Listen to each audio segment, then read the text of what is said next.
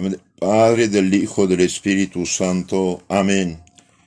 Queridos hermanos, quiero hoy hablarles un poco acerca de este maravilloso dogma de nuestra fe cristiana auténtica católica, la Inmaculada Concepción de María. En el orden cronológico de tiempo, el primero de los grandes privilegios concedidos por Dios a la Santísima Virgen María, en atención a su futura maternidad divina, fue el privilegio muy especial de su concepción inmaculada. María fue concebida en gracia, en santidad, nunca estuvo sin gracia, nunca estuvo en pecado original. Esto significa pecado original, nacer sin gracia. Ella nació en gracia y nunca estuvo la que iba a aplastar la cabeza de la serpiente infernal, nunca estuvo ni siquiera un segundo bajo en el flujo del demonio.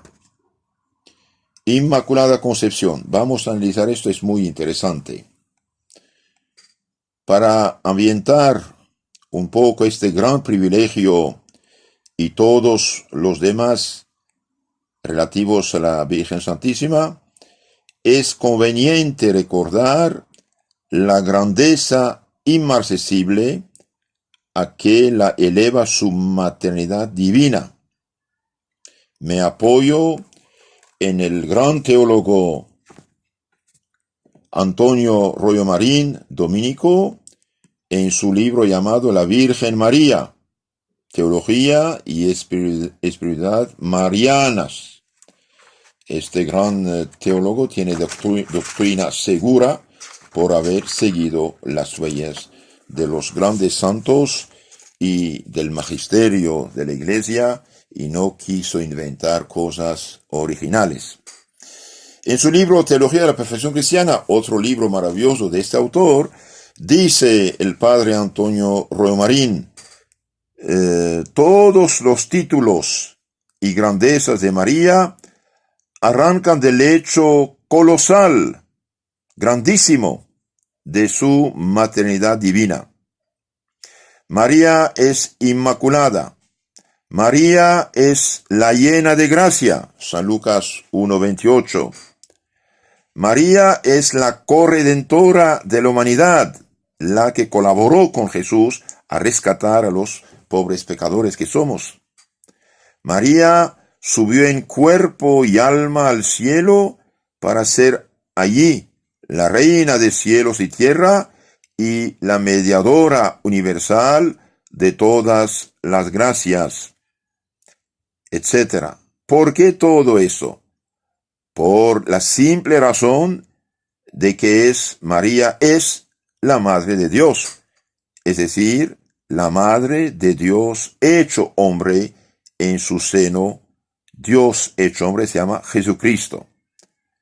La maternidad divina de María la coloca a tal altura, tan por encima de todas las criaturas, que Santo Tomás de Aquino, tan sobrio y discreto en sus apreciaciones, no duda en calificar la dignidad de María de, en cierto modo, infinita, por ser la Madre de Dios, no por otra razón.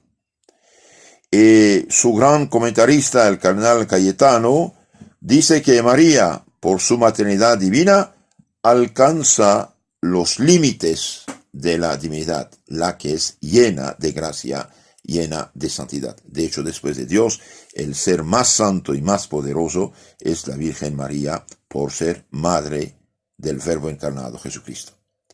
Entre todas las criaturas, es María, sin duda alguna, la que tiene mayor afinidad con Dios, por ser la llena de santidad, llena de gracia.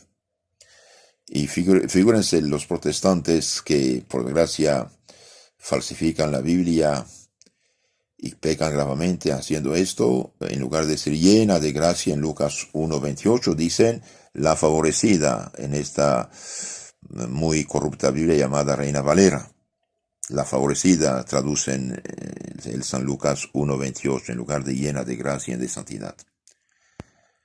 El padre Antonio Roy Marín sigue diciendo, y es porque María, en virtud de su maternidad divina, entra a formar parte del orden hipostático, es un elemento indispensable en la actual economía de la divina providencia para la encarnación del Verbo y la redención del género humano. Dios en su seno se hace hombre Dios al mismo tiempo, Jesucristo. Ahora bien, como dicen los teólogos, el orden hipostático supera inmensamente al de la gracia y de gloria, como este último supera inmensamente al de la naturaleza humana y angélica y aún a cualquier otra naturaleza creada o creable. Entonces el hecho que Dios se hace hombre, esto supera inmensamente el orden de la gracia y de la gloria, como la gracia supera totalmente la naturaleza de los hombres y de los ángeles.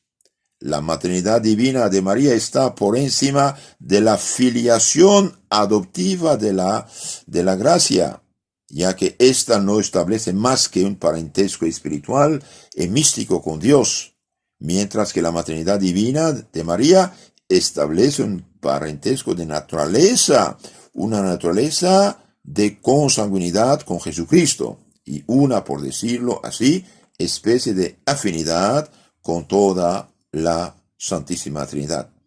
Entonces, María es algo totalmente especial. Su maternidad divina la pone en un parentesco de naturaleza, una relación de consanguinidad con Jesucristo. Su Hijo es Dios hecho hombre. Mientras que nosotros nos hicimos hijos de Dios por adopción. Es una adopción, no somos por naturaleza. Cristo es Dios y hombre en su seno. La maternidad divina, que termina en la persona increada del Verbo hecho carne, supera pues por su fin de una manera infinita a la gracia y la gloria de todos los elegidos y a la plenitud de gracia y de gloria recibida por la misma Virgen María. Entonces el hecho de ser Madre de Dios hecho hombre pone por todas las criaturas, incluso la santidad misma de María. Y con mayor razón supera todas las gracias gratis dadas o carismas, como son la profecía, el conocimiento de los secretos de los corazones, el don de milagros o de lengua, etc. Porque todos son inferiores a la gracia santificante, como enseña Santo Tomás de Aquino en la segunda 111.5 de su Suma Teológica.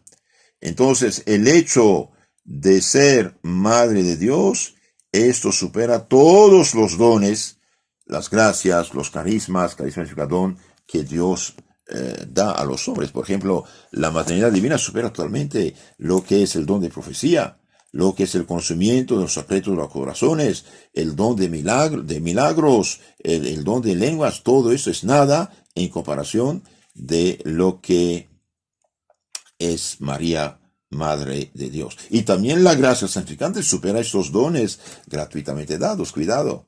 Actualmente hay mucha gente que busca apariciones, visiones, revelaciones, que habla lenguas, que desmaya, que impone mano. Y bien, esto es nada, absolutamente nada en comparación de lo que pasa en el alma, en gracia, o la persona que se confiesa y recupera la gracia, que sus hermanos, cuidado. El demonio es muy astuto, engaña a la gente con cosas visibles, pero hay algo mucho más grande, la gracia, la santidad. El padre Roy Marín sigue diciendo, de este hecho colosal, María, Madre del Dios Redentor, arranca el llamado principio del consorcio, en virtud del cual Jesucristo asoció íntimamente a su Divina Madre a toda su misión redentora. Entonces, Jesucristo, por el hecho de ser Dios encarnado en el seno de María Santísima, asoció a su madre, a su obra redentora y santificadora.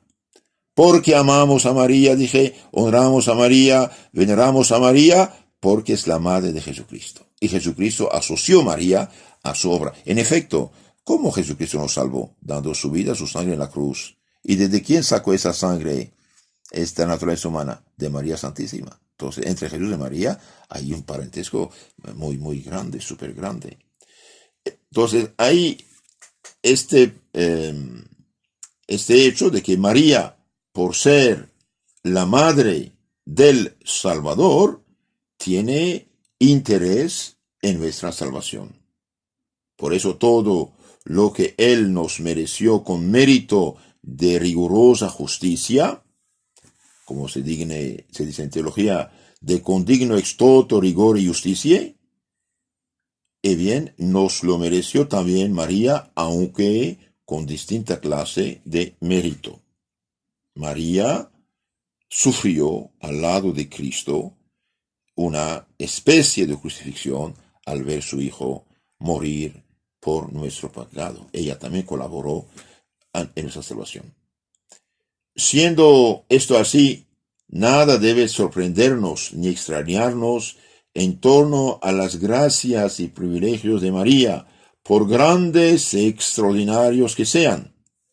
El primero de los cuales, en el orden cronológico, es el privilegio singularísimo de su concepción inmaculada y de la plenitud de gracia con que fue enriquecida su alma en el primer instante de su concepción. Entonces, algo muy importante, María fue preservada del pecado original, el momento de la creación de su alma, y antes de juntarla al cuerpo, esta alma fue preservada en atención a los méritos de Jesucristo del pecado original.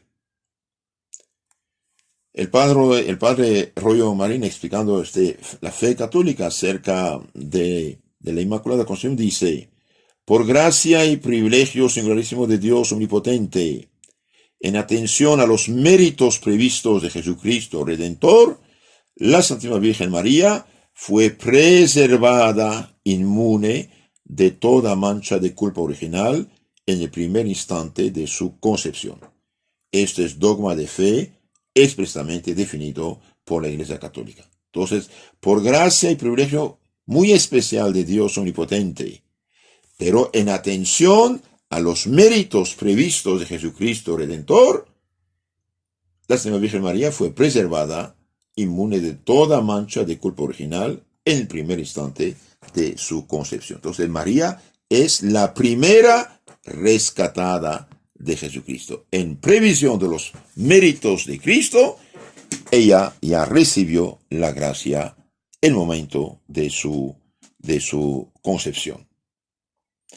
En efecto, leemos en la Sagrada Escritura que Dios dijo a la serpiente en el paraíso: pongo perpetua enemistad entre ti y la mujer, entre tu linaje y el suyo. El linaje de la mujer, aplastará la cabeza de la serpiente. En Génesis 3:15. Dios te salve, dijo el ángel, llena de gracia, el Señor es contigo. San Lucas 1:28. Y llena de Espíritu Santo, Santa Isabel dijo: bendita tú entre las mujeres, y bendito el fruto de tu vientre. San Lucas 1:42. Porque ha hecho en mí maravillas el Todopoderoso, cuyo nombre es santo. Entonces María reconoce que el Todopoderoso ha hecho maravillas en ella. Entonces, este dogma de María Inmaculada fue definido por el Papa Pío IX en 1854 en su bula Ineffabilis Deus, María Inmaculada, Madre nuestra. En la charla siguiente continuaremos explicando toda la historia de este dogma.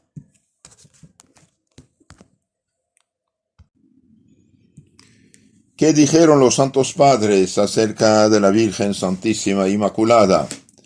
Y bien, esos santos padres, varones representantes auténticos, dijimos, de la tradición cristiana, auténticos herederos de los apóstoles y de los primeros lugartenientes de los apóstoles, primeros obispos. Estos santos varones fueron elaborando poco a poco la doctrina de la concepción inmaculada de María. Después, otros santos la calificaron con estos títulos. Por ejemplo, calificaban a María de santa, de inocente, purísima, intacta, incorrupta, inmaculada, etcétera, etcétera. Hubo también tiempo importante, por ejemplo, Sant Efrem de Siria, diácono, padre y doctor de la iglesia, muerto en 373, dice: mis huesos gritarán desde la tumba que la Virgen engendró a Dios. Es decir, que la Virgen tuvo un hijo que es Dios encarnado.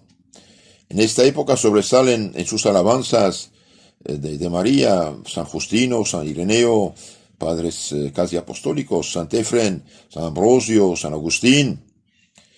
Y también hasta el siglo XI, por ejemplo, los santos, los padres, los obispos alabaron la Virgen Santísima. La fiesta, por ejemplo, de la Inmaculada comienza a celebrarse en algunas iglesias de Oriente desde los años 700. En Irlanda desde el siglo IX, en Inglaterra desde el siglo XI, y después se propagó por Francia, por Alemania. Hubo un tiempo en que los teólogos, santos varones, muy marianos, no entendían cómo solucionar un problema. ¿Cuál problema? Es que todo hombre necesita de la redención. Y por esta razón, gente como Santo Tomás, etc., por no haber logrado solucionar el problema, han negado esta fe en la Inmaculada. Pero no tenía la solución, que finalmente, por muy grandes que sean los teólogos, bien, no son la iglesia. Es la iglesia que decide. Y la iglesia dio la solución. María, en previsión de los méritos de la pasión, muerte de Cristo, recibió la gracia preventiva. También un santo varón muy conocido, Escoto, bien, ahí dijo: no, María es inmaculada. De hecho, sí, en esto sigue los padres de la iglesia. Y finalmente, el 8 de diciembre de 1854, el Papa Beato Pío IX clarificó todo y declaró María inmaculada. Es decir, declaró que creer que María fue concebida sin pecado original, fue concebida en santidad desde el momento de su existencia, es dogma de fe. Y aquí esta famosa bula, este famoso decreto papal. El Papa dice: después de ofrecer sin interrupción a Dios Padre, por medio de su Hijo, con humildad y penitencia, nuestras privadas oraciones y las súplicas de la Iglesia, para que se dignase dirigir, afianzar nuestra mente con la fuerza, con la virtud del Espíritu Santo, implorando el auxilio de toda la corte celestial e invocado con gemidos al Espíritu Santo Paráclito, e inspirándoslo él mismo, y bien, declaramos. Entonces dice: después de haber rezado en privado y oración pública de las iglesias, con el fin que Dios nos ayude con la virtud del Espíritu Santo a ver claramente y decidir rectamente. Y bien, dice, declaramos lo que sigue. Y es algo hermoso lo que dice: para honor de la Santa e Individual Trinidad. Entonces, para honrar a Dios verdadero, primero. Segundo, para gloria y ornamento de la Virgen Madre de Dios. 3. Para exaltación de la fe católica, fe cristiana auténtica. 4. y aumento de la religión cristiana con la autoridad de nuestro Señor Jesucristo. Entonces, habla por la autoridad de Cristo, con la autoridad de nuestro Jesucristo, con la autoridad de los bienaventurados apóstoles Pedro y Pablo y con la nuestra, como Papa, declaramos, pronunciamos y definimos que la doctrina que sostiene que la Beatísima Virgen María, en el primer instante de su concepción, por gracia y privilegio singular de Dios Omnipotente, en atención a los méritos de Cristo Jesús, Salvador del género humano, y bien, María fue preservada, inmune de toda mancha de la culpa original. Ha sido esta doctrina revelado por Dios y por tanto debe ser creída firme y constantemente por todos los fieles cristianos. Entonces dice, declaramos, pronunciamos, definimos que la doctrina, la fe, que sostiene que la Virgen Santísima, en el primer instante de su concepción, por gracia y privilegio singular de Dios Omnipotente, en atención a los méritos de Jesucristo, salud del género humano, fue preservada del pecado original. Entonces, María recibe la gracia en previsión de los méritos de Cristo.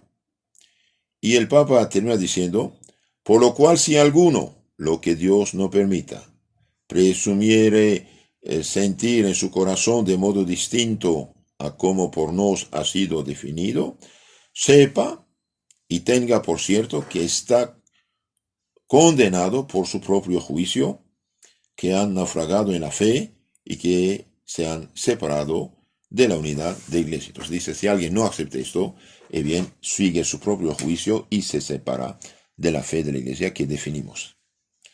Las palabras del vicario de Cristo, dirigida por el Espíritu Santo, ha pronunciado el oráculo infalible. María es la Inmaculada. Ahora veamos un poco la razón teológica de esto.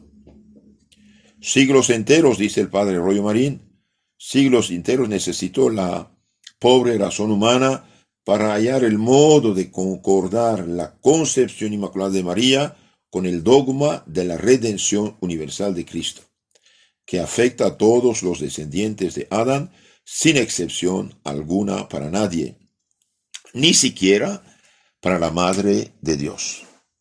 Pero por fin se hizo la luz y la armonía entre los dos dogmas y apareció con claridad deslumbradora.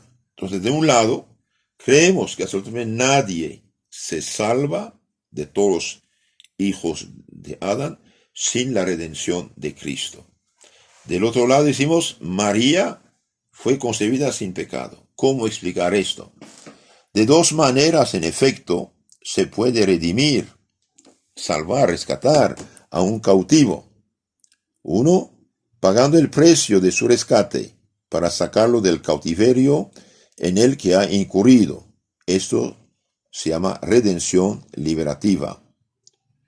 O pagándolo anticipadamente, impidiéndole con ello caer en el cautiverio. Esto es redención preventiva. Esta última es una verdadera y propia redención, más auténtica y profunda todavía que la primera, y esta es la que se aplicó a la Santísima Virgen María. Dios Omnipotente, previendo desde toda la eternidad los méritos infinitos de Jesucristo, Redentor, rescatando al género humano con su sangre preciosísima, derramada en la cruz, y bien Dios aceptó anticipadamente el precio de ese rescate y lo aplicó a la Virgen María en forma de redención preventiva, impidiéndola contraer el pecado original que como criatura humana descendiente de Adán por vía de generación natural debía contraer y hubiese contraído de hecho sin ese privilegio preservativo. Con lo cual la Virgen recibió de lleno la redención de Cristo más que ningún otro redimido, y fue a la vez concebida en gracia sin la menor sombra del pecado original. Este es el argumento teológico fundamental recogido en el texto de la declaración dogmática del Papa Pío IX. El pueblo cristiano, que no sabe teología, pero tiene el instinto de la fe que proviene del Espíritu Santo y le hace presentir la verdad, aunque no sepa demostrarla, hacía muchos siglos el pueblo cristiano que aceptaba alborozadamente la doctrina de la concepción inmaculada de María. Y el pueblo cristiano se tapaba los oídos cuando los teólogos ponían objeciones y dificultades a la misma.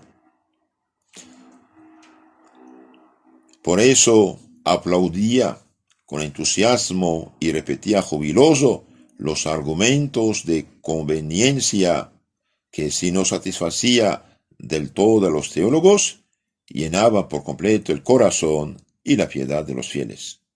Tales eran, por ejemplo, el llamado argumento de Scoto: potuit decuit ergo fecit.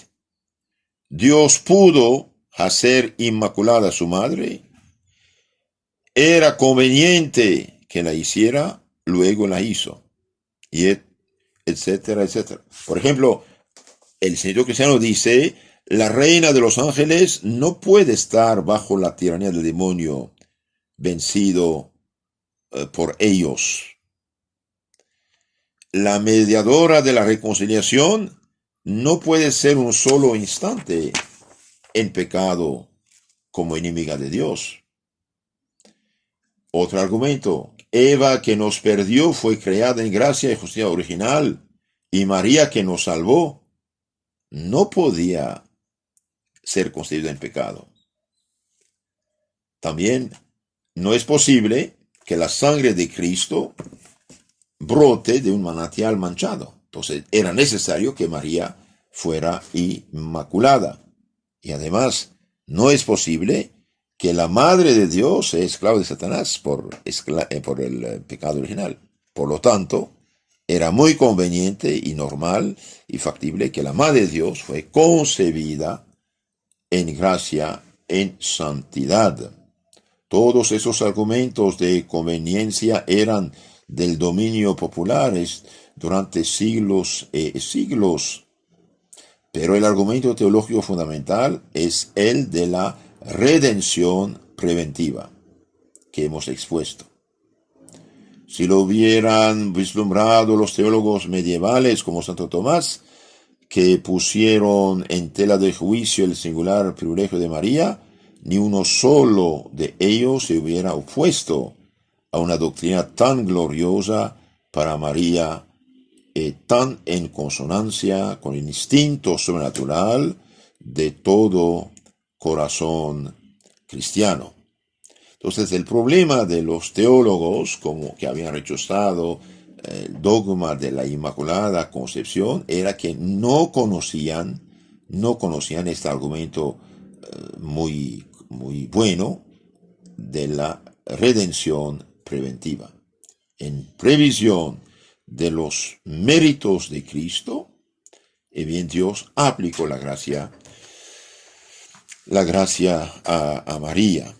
Como por ejemplo una persona que sabe que va a trabajar y ganar tanto, y bien le dan a crédito, podemos decir, un dinero de una manera anticipada.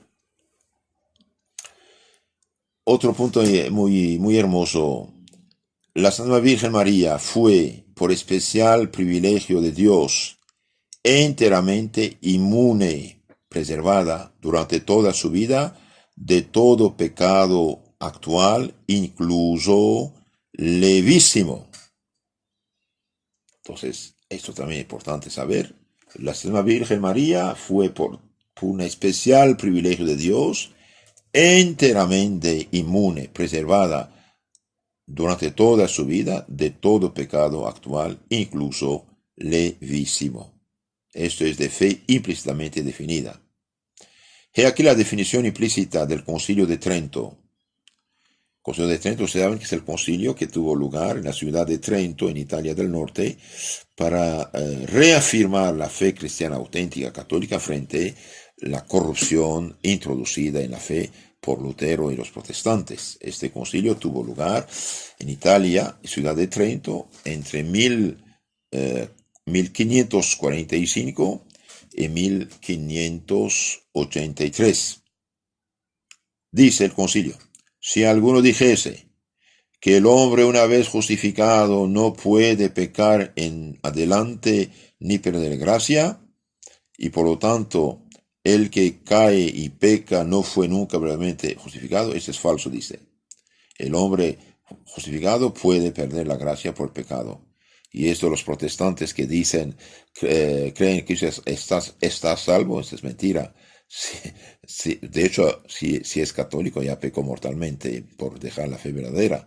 Pero supongamos un pobre protestante de buena fe, aunque no haga pecados gordos, por el momento bien puede pecar, y aunque haya aceptado, como dicen, bien puede perder la gracia, la santidad e ir al infierno. Entonces, si alguien dice que el hombre, una vez justificado, no puede pecar en el adelante ni perder la gracia, y por tanto el que cae y peca no fue nunca verdaderamente justificado, o al contrario, que puede evitar durante toda su vida, todos los pecados, aun los veniales, si no es por especial privilegio de Dios, como de la bienaventurada Virgen lo enseña la Iglesia, sea anatema.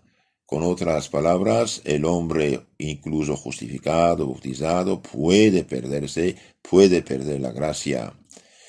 Y bien, la única que por privilegio de Dios no cometió ni pecado mortal ni pecado venial es la Virgen, nuestra Madre, la Virgen María.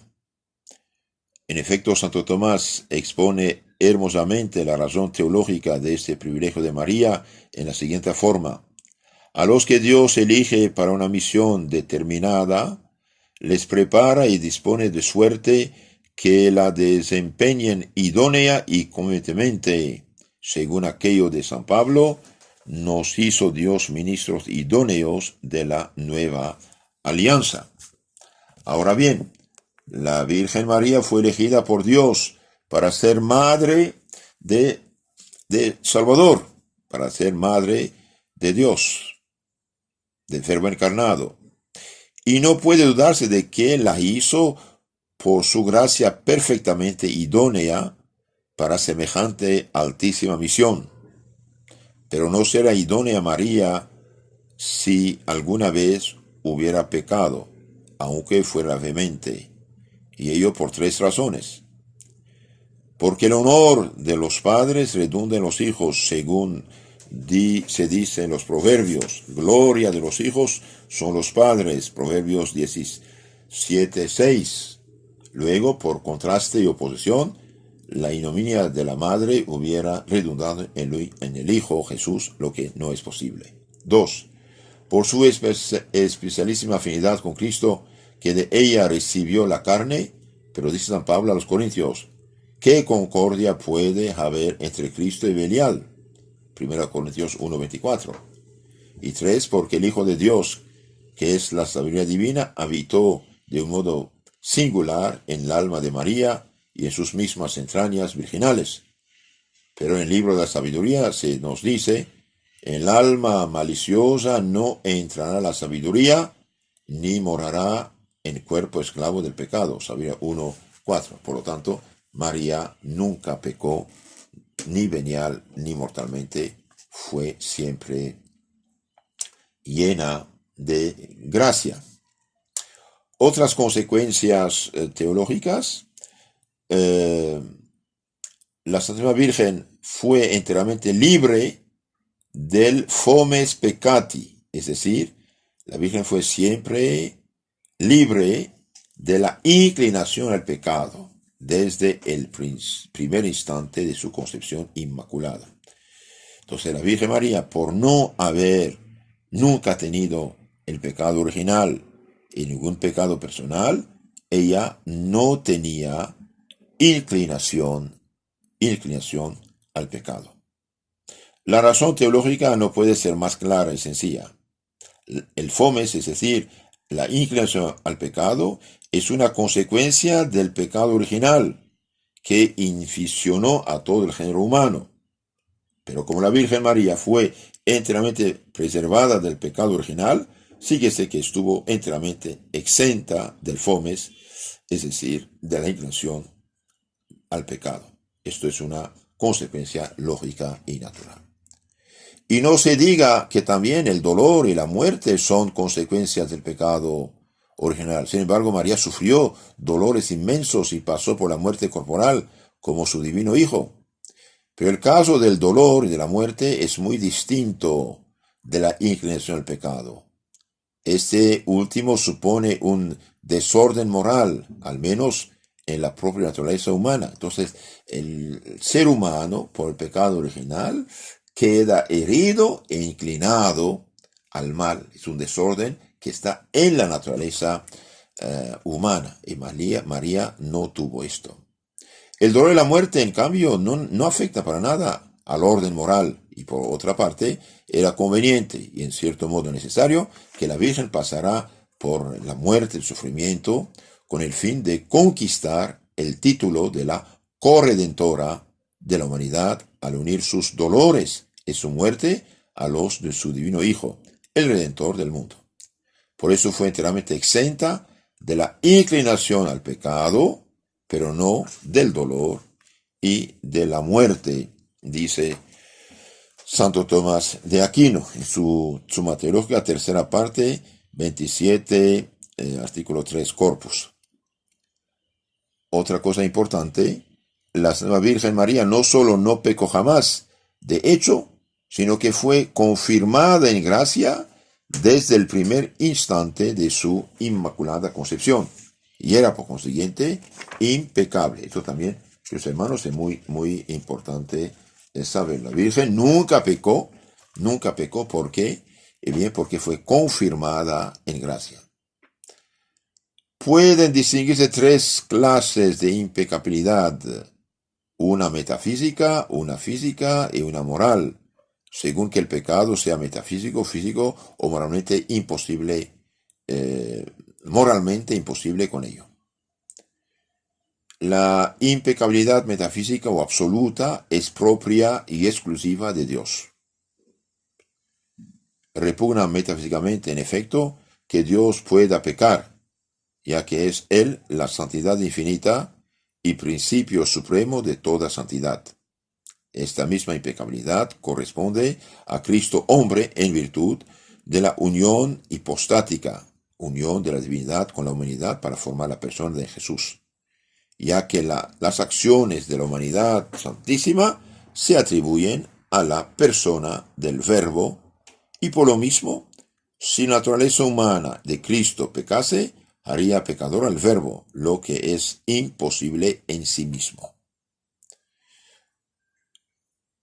La impecabilidad física, llamada también intrínseca, es la que corresponde a los ángeles bienaventurados que gozan de la visión beatífica.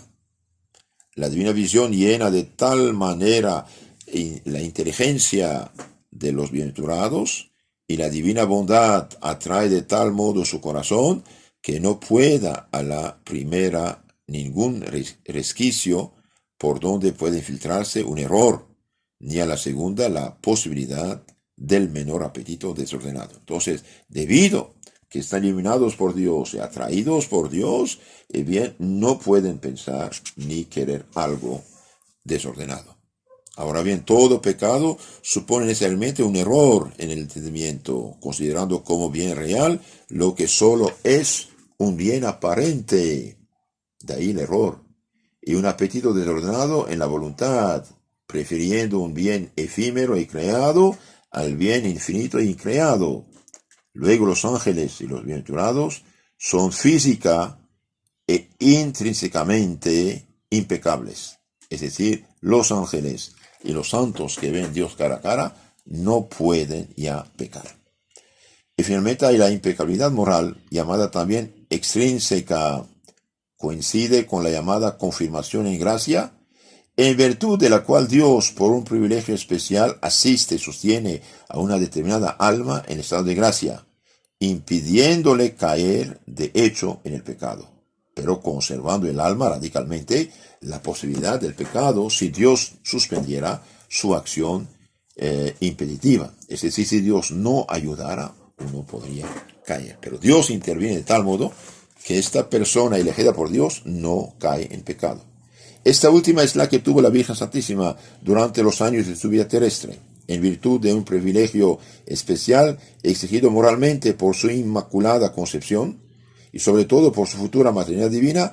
Dios confirmó en gracia a la Virgen María desde el instante mismo de su purísima concepción. Esta confirmación no lo hacía intrínsecamente impecable como a los bienaventurados del cielo. Se requiere para ello, como hemos dicho, la visión beatífica, pero sí extrínsecamente, o sea, en virtud de esa asistencia especial de Dios que no le faltó un solo instante de su vida. Tal es, en sustancia, común y completamente cierta en teología. Entonces, tal es la sentencia común y completamente cierta en teología que María nunca pecó porque fue confirmada en gracia. Recibió una asistencia divina de tal modo todos los momentos de su vida que nunca pecó. También la Señora Virgen María, en el primer instante de su concepción inmaculada, fue enriquecida con una plenitud inmensa de gracia, superior a la de todos los ángeles y bienaventurados juntos.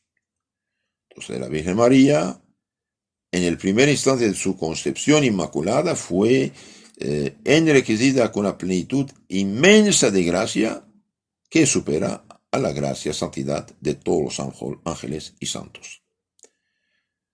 Que la Señora Virgen María fue concebida en gracia es de fe divina y católica, implícitamente definida por Pío IX al definir la preservación del pecado original, puesto que una cosa supone servir la otra. Es el aspecto positivo de la Inmaculada Concepción de María, mucho más sublime todavía que la mera preservación del pecado original, que es su aspecto negativo. Entonces, ser concebida sin pecado es el aspecto negativo, ser llena de gracia es el positivo. Pero que la gracia inicial de María fuera mayor que la de todos los ángeles bienaventurados juntos, no es doctrina definida, pero sí completamente cierta en teología. He aquí las pruebas. La Sagrada Escritura, el Magisterio de la Iglesia y la razón teológica nos dicen. En la Sagrada Escritura se insinúa esta doctrina, aunque no se revela expresamente. En efecto, el ángel de Nazaret se dirige a María con estas palabras: Ave María, llena de gracia, el Señor es contigo. San Lucas 1:28. Ahora, ¿cuándo se llenó de gracia? Desde su creación, dijimos. Esta llenez y plenitud de gracia no hay razón alguna para circunscribirla al tiempo de la anunciación y no antes. Habiendo sido concebida en gracia, lo más natural es que tuviera esa plenitud desde el primer instante de su concepción. Eso mismo parece insinuar el verbo es. No fue ni será, sino simplemente dice es. Llena eres de gracia, sin determinar especialmente ningún tiempo. Y que esa plenitud fuera mayor que la de los ángeles y santos, lo veremos más claro en el argumento teológico. El Magisterio de la Iglesia, ¿qué dice? La Bula Ineffabilis Dei, por la que Pío IX proclamó el dogma de la Inmaculada Concepción, comienza con el siguiente párrafo. El inefable Dios, cuya conducta es misericordia y verdad, cuya voluntad es omnipotencia y cuya sabiduría alcanza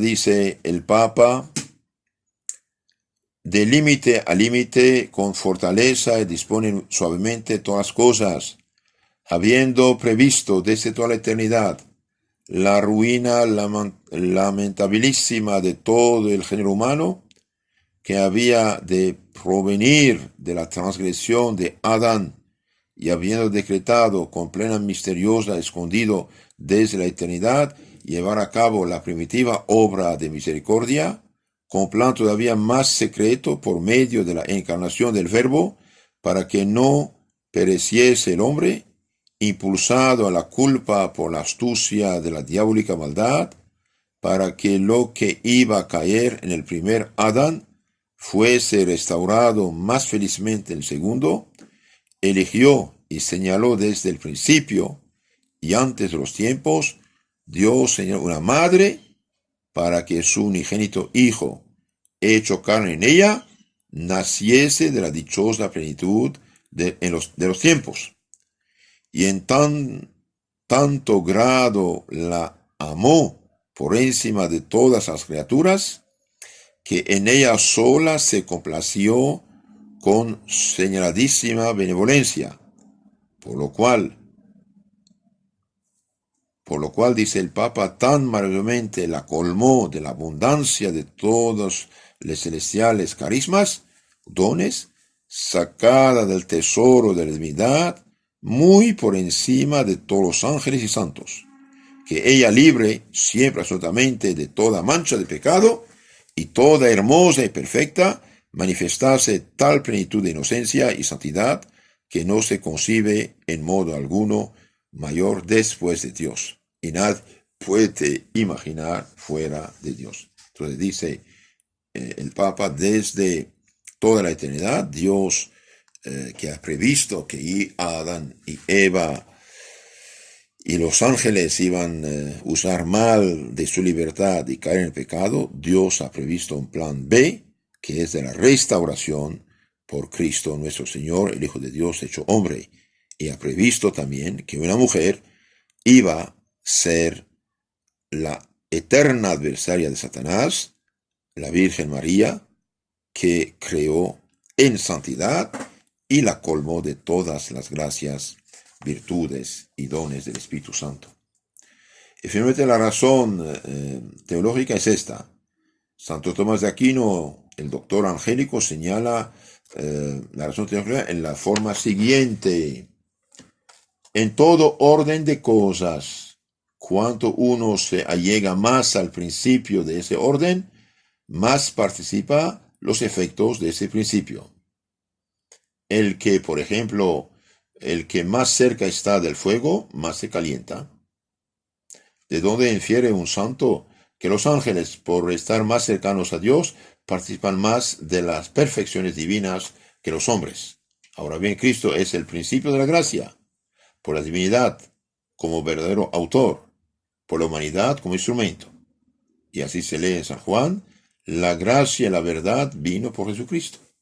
San Juan 1:17. Pero la bienaventurada Virgen María estuvo cercanísima a Cristo, según la humanidad, puesto que de ella recibió Cristo la naturaleza humana. Por tanto, debió obtener de él una plenitud de gracia superior a la de los demás. Con otras palabras, mientras más María es cerca de Jesús, más está santificada. Está santificada. Entonces, María, Madre del Señor, María nunca pecó, María fue creada en la gracia y la santidad, nunca estuvo ni un segundo bajo el influjo del demonio. Y María nunca pecó ni un solo pecado venial por haber sido confirmada en gracia. Entonces, esto de la Inmaculada Concepción significa que Dios, en previsión de los méritos de Cristo, bien dio la gracia, la salvación a María Santísima al momento de crear su alma, porque la que iba a aplastar mediante su Hijo la cabeza de Satanás no podía, mediante el pecado original, estar bajo su influjo. Por lo tanto, pidamos a la Reina purísima y santísima que nos alcance la gracia de no seguir esta inclinación al mal que tenemos heredada del pecado original.